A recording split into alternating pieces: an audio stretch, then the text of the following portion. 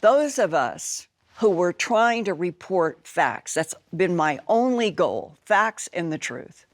I had an alien harvest on animal mutilations, a subject that most people want to run away from, and it is a big part of this story.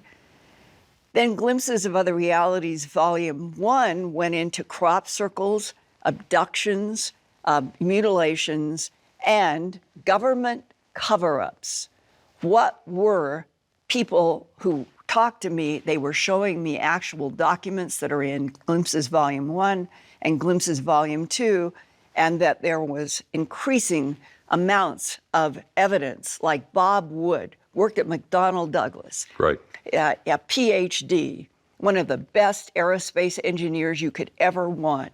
And it was Bob Wood, working with Stanton Friedman and me and a few others, who was so convinced that when there was a leak of something called the Psalm 101 training manual, Extraterrestrial Technology and Entities, a training manual, that came through an intermediary to a UFO group, and they gave it to Stanton, and it was in 35 millimeter form, not paper. Stanton called up Bob Wood, who had just retired from McDonnell Douglas, and said, I need your help. Bob called me, called 3 or 4 of us, we met together. And we're looking at what Bob did first off, which was fantastic. He got the 35 millimeter turned into photographs. So there was no jerry-rigging of anything on paper. And we all came together in a private meeting, and we were looking at the photographs of what is the Psalm 101, which I personally think is the single most important leaked document ever. It goes into full descriptions, including what a particular short gray would look like, a taller gray. They're already reporting these different grays.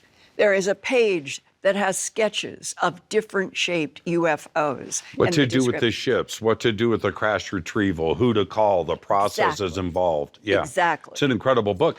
Let me jump in right there, because this is exactly what I feel is the frustration of Congress and the Senate, where they are backing up saying, we didn't know anything about this. What's going on? We need information. That's how compartmentalized it is, right?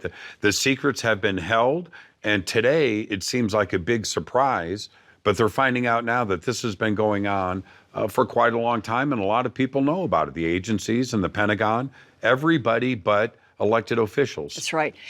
President Harry Truman knew everything. And he is the one who appointed Majestic 12, MJ-12, 12 men who were in science, medicine, business that he could trust. And it is significant that in September of 1947, only a couple of months after the big headline about what is it, the big headline that was in the Roswell Daily Record, saucer crashes on ranch. So there was a lot of public interest. Truman understood, but he wanted to make sure that he had a lot of control on what was happening. He creates the MJ-12 group that will talk only to him as president. And he creates the Central Intelligence Agency on September 18th, 1947.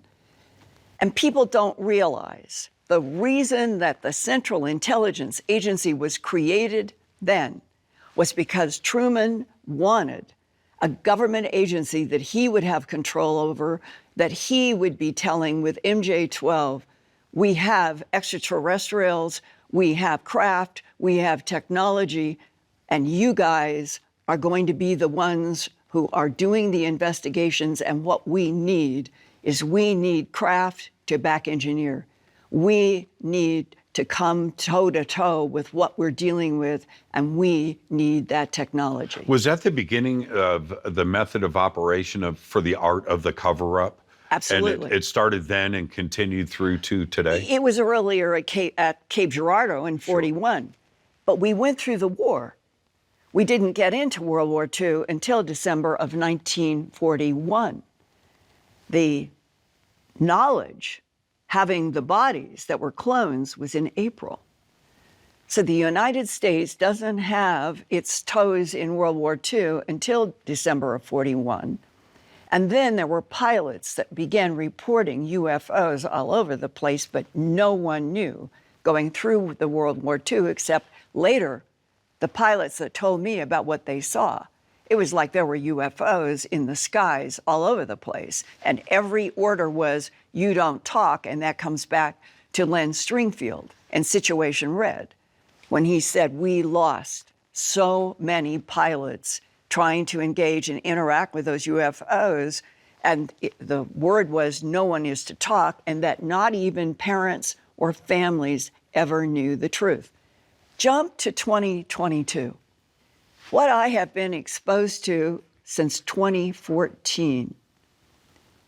A physicist who worked at Area 51 and S4, who was able to tell me in 2014 that not only were there bodies between Wright-Patterson and a lot of other Air Force bases and Los Alamos, and we have museums of them, but that he had worked on projects at Area 51 that had to do with information about the past, present, and future of our planet, apparently from information that they were either gaining directly through interface, whether it was telepathic or however they were doing it with extraterrestrial biological entities.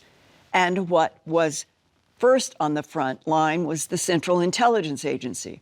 That was followed by the creation of the National Security Agency and the Defense Intelligence Agency. Now there's 17 agencies. The first three, at their core, they were hiding all of their investigations of extraterrestrial technology and extraterrestrial biological entities, but they didn't want any reporter from the New York Times or any media or television to go out and use those words. And therefore, from Truman as president and the creation of MJ-12, it was accepted policy. The media are never, ever to be given the facts or the truth. And if there's anybody who is reporting the truth, they will be undermined. They will be criticized. I know how difficult it is. When I started the very first investigations of animal mutilations in September of 1979, already I had a national Emmy nomination for shows that I was doing. I had so many different awards. And the reason I bring that up, I have been since I graduated from Stanford University with a master's degree in communication in 1968. I've been a professional journalist, playing by all of the rules of journalism, and that when the headlines in Denver, where I was director of special projects at the CBS station, there were new headlines, as I would learn that they had been many before, and they were talking about the return, it was that word, the return of bloodless, trackless animal mutilations. What is the return? So what does that even mean? They had been, animal mutilations had been reported in the state of Colorado going all the way back to the end of the 50s.